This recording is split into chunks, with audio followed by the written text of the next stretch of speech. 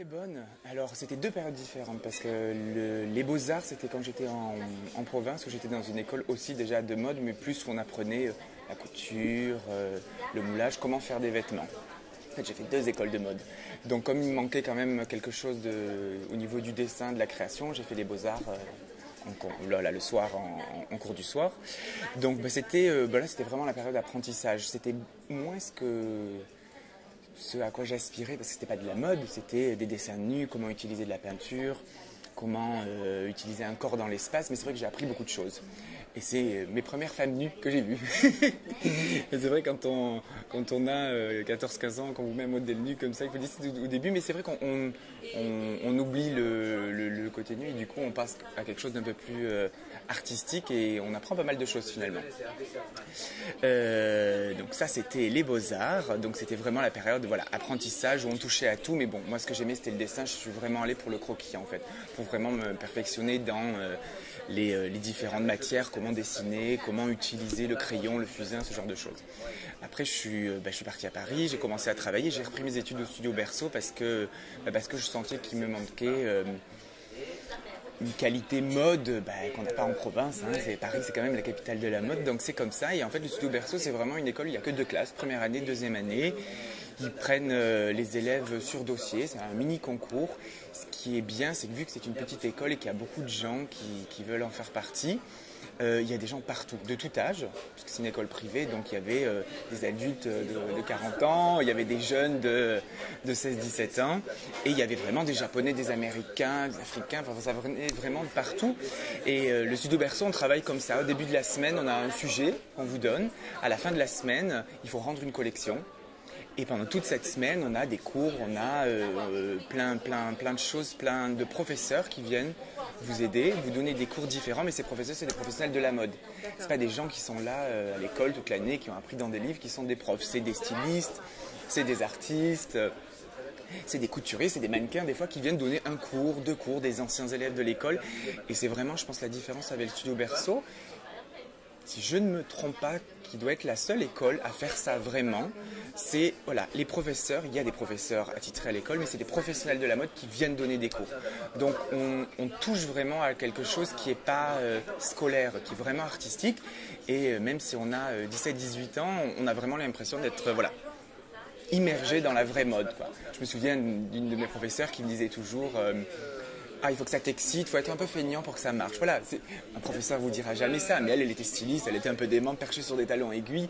Et c'est vrai que quand on regarde la télé, quand on entend parler de la mode, on s'imagine ça, mais ça à l'école on ne le voit pas. Donc là, il y avait vraiment cette fibre artistique que je n'avais pas trouvée dans une autre école.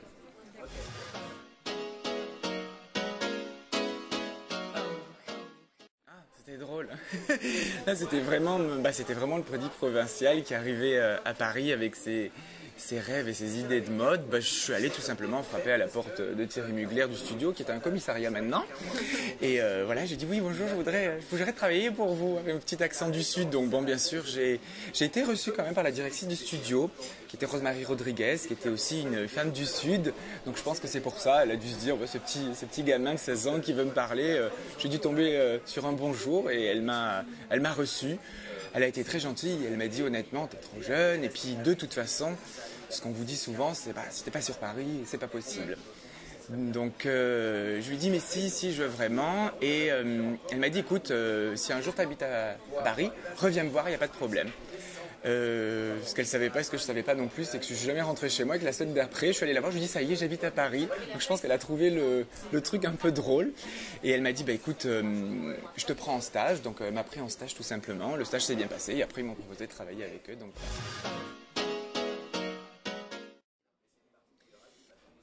je vais pas dire oui, je vais dire non, parce que finalement j'ai eu mon stage tout de suite. De mon stage, j'ai eu mon premier job. Je suis rentré au studio Berceau, je travaillais chez Colette le soir pour payer mes études. Alors j'ai pas eu de la chance non plus parce que j'avais 3 jobs en même temps. Je travaillais la nuit, j'allais à l'école. Mais je pense que la chance que j'ai eue, c'est que je savais ce que je voulais faire quand j'avais 16 ans. Et je poussais les portes jusqu'à ce que ça marche, quoi. Donc c'était pas facile, mais j'ai pas senti de difficultés parce que je faisais ce que j'aimais, donc je m'en fichais de pas dormir.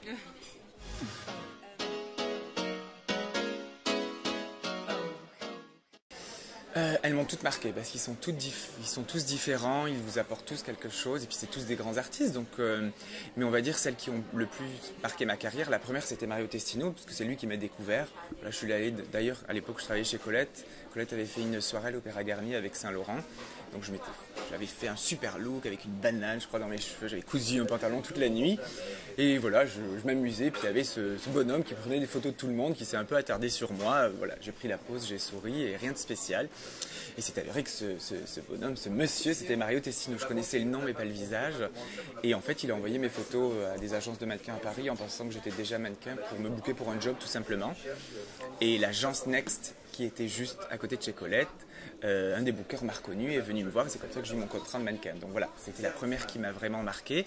Et sinon, après, on va dire, c'est Jean-Baptiste Mondino, que j'adore, j'adhère. Et voilà, à l'époque comme maintenant, je trouve que ce qu'il fait, ça colle toujours voilà, à qui je suis, à ce que j'aime. Et j'ai vraiment une très bonne affinité avec lui, je l'aime beaucoup.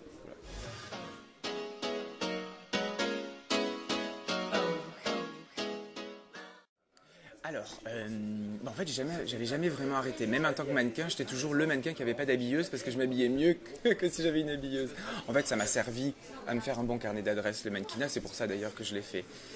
Le consulting, c'était bien parce que j'ai arrêté le mannequinat en fait pour bosser chez Saint-Laurent avec Tom Ford. Donc là, j'étais vraiment, voilà, je faisais partie d'un studio dans une maison de couture. Mais bon, j'avais 23 ans, donc moi j'avais quand même envie de bouger, de voyager, de m'amuser. Et le consulting, en fait, ce qui est bien, c'est, voilà, vous êtes avec le créateur, vous travaillez comme si vous faisiez partie de la maison, mais c'est juste sur une saison, c'est sur 6 mois. Donc pendant 6 mois, vous êtes le bras droit du créateur. Et puis 6 mois après, ça peut recommencer comme ça peut changer. Donc c'était bien parce que voilà, j'ai pu vraiment varier les plaisirs et passer de créateur en créateur. Et ça m'a fait, voilà, j'ai appris pas mal de choses et j'ai pu découvrir aussi des choses que je ne connaissais pas. Voilà, quand on fait partie d'une maison et qu'on travaille pour un grand nom, comme Saint-Laurent par exemple, on se doit un peu de manger, de boire, de sortir, de s'habiller. Saint-Laurent, voilà, on est un peu l'image de la maison. C'est vrai qu'à 23 ans... Un jour, j'avais envie de m'habiller en jogging, le lendemain en costard et peut-être en robe. Voilà, j'avais envie de m'amuser avec mes looks. Et c'est vrai que chez Saint-Laurent, voilà, on pouvait pas se le permettre, ce qui était bien à l'époque. Mais voilà, ça a duré le temps que ça a duré. Et le consulting, ça m'a permis de voyager, de rencontrer des gens que j'aurais pas eu l'occasion de voir dans mon boulot, quoi.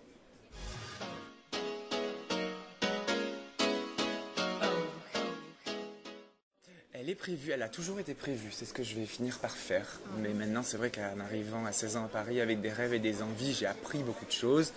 La mode a beaucoup changé. Je pense que maintenant, il suffit plus d'être talentueux ou d'avoir beaucoup d'argent ou voilà, pour créer une collection. Il faut avoir tout ça, il faut surtout voilà, se créer une image solide et avoir un nom. Donc c'est ce que je fais, que ce soit la télé, le consulting, la mode, les artistes. Je continue à me construire une image. Et quand j'aurai l'impression qu'elle est construite, qu'elle est stable, je me mettrai à faire ma collection, vraiment. Et à quoi s'attendre je ne sais pas moi-même. Mais en tout cas, on dira que ça sera des choses de qualité, mais pour tout le monde. Voilà. C'est d'ailleurs comme ça que j'ai évolué. Je suis arrivé à Paris, je voulais faire de la haute couture. Maintenant, j'ai envie de faire des vêtements pour tout le monde. Alors, toujours la question à laquelle j'ai du mal à répondre. Oui, bien sûr, l'art. On y est sensible quand on est styliste ou quand on est artiste, parce qu'on est quand même des artistes. Et que ce soit la peinture, la musique, l'art, la danse, ça fait partie aussi de nos inspirations pour travailler. Comme une chaise, une table ou des gens dans la rue ou voilà, quelqu'un de lambda. Tout ça, ça fait partie. Maintenant, j'ai pas d'artiste préféré. Comme j'ai pas de designer préféré ou de chanteur préféré. Je pense qu'il y a du bon et du mauvais dans tout le monde. Voilà, ça dépend de l'humeur que j'ai quand je me lève le matin ou de ce que j'ai envie dans la journée. J'ai pas de choses préférées.